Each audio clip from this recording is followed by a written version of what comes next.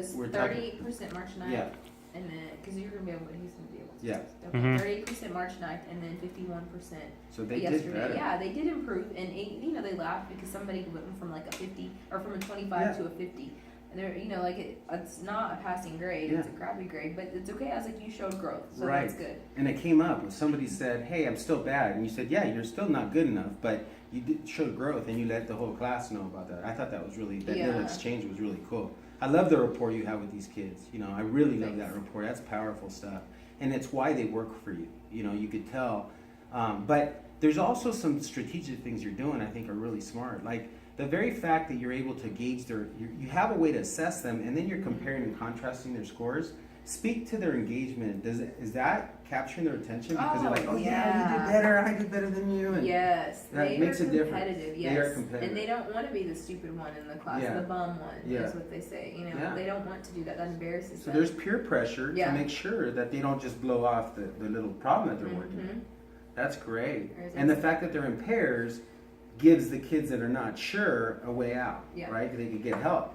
So there's really no reason to not be able to at least, there's no, when it comes to like hurting kids' feelings or self-esteem and stuff, there's, you're creating competition, Uh-huh. you're pushing them to higher levels, but then it's sort of like insulated that they have a partner that they can rely on or they can listen to someone else. So it's not like a formal assessment where you got to get nervous that people are going to know you can't read well or you can't do something well. Right. You want to speak to that?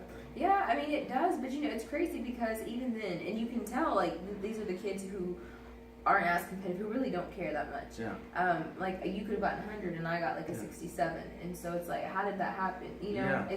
obviously I wasn't trying, I wasn't paying attention, I wasn't whatever, and so then that shows, and their partner will call them out, dude, how did you? And that I Yeah. witnessed that a couple of times yesterday in multiple classes. So, Hmm. but yeah. So there's good academic conversations that are taking place because they want to know how did you do this, and is that do you see that information transferring between kids? So I do. they help each other out? And it was getting on my nerves because they were only supposed to be talking to each other, A and B. Yeah. But they would hear each other because, again, you know, it's not a very big classroom. And so, no, you know, because they noticed somebody said wrote that because it was transformations, by the way. Mhm. You were in here for Yeah. that. Right. So it was transformations, That's right, and you're somebody right. said it was a rotation, and somebody else said it was a dilation, like way You off. stopped it right then, and I you didn't got stop you it. brought. They continued and Oh, listened, okay. though. Like Yeah. they continued, was like, no, like you know, What's the like okay, difference? they said this was, and everybody else are starting to pick up. Like Yeah. you're saying it's a rotation, so then they had to look back at their card. That's you know, right. That's great to learning. redo it. So By the it's way, I like- walked out. When I walked out, Lori Alexander was out there. She was surprised to see me. She's like, "Huh?"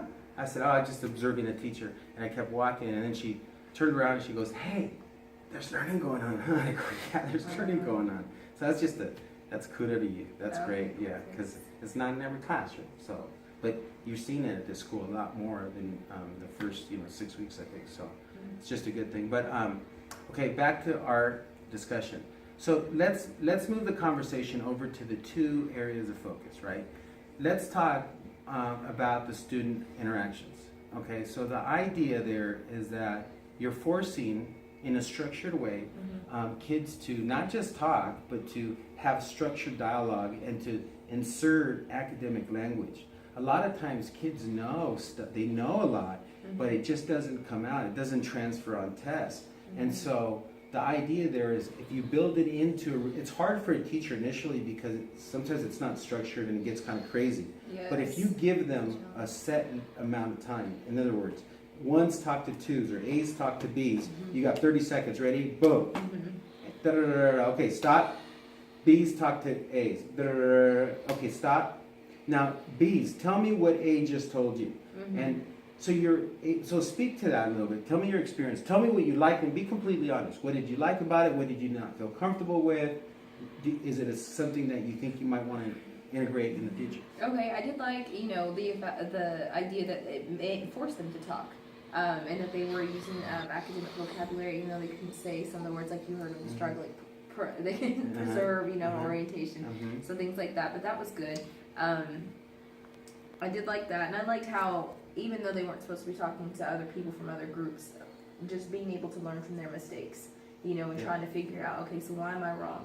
Yeah. Or, you know, they would turn like, because blah, blah, blah, blah, you know, and Yeah. that was good to see. Right. What I didn't like, maybe not like what I didn't like, it's like you said, it's a process, and so It's the a more process. you do it, the better it'll be. But just the talking, like, okay, let's stop. And it was like, and some of it was math and some of it wasn't. So Sure. even though some of it was math, I was still like, if I say to stop, I mean to stop. Sure. I'm like that teacher. Sure. So, Yeah, absolutely. I could tell. And they knew, by the way, the minute they're so in tune with you that the minute your tone changes a little bit, boom, it's like they're like on their A game, right? And that's really neat to hear because it says that you got them. You got the group of kids, feeding off the palm of your hand, right? And just They're great. They're really awesome kids. they really are. They really are. Yeah, but you're doing a great job too. Thank you.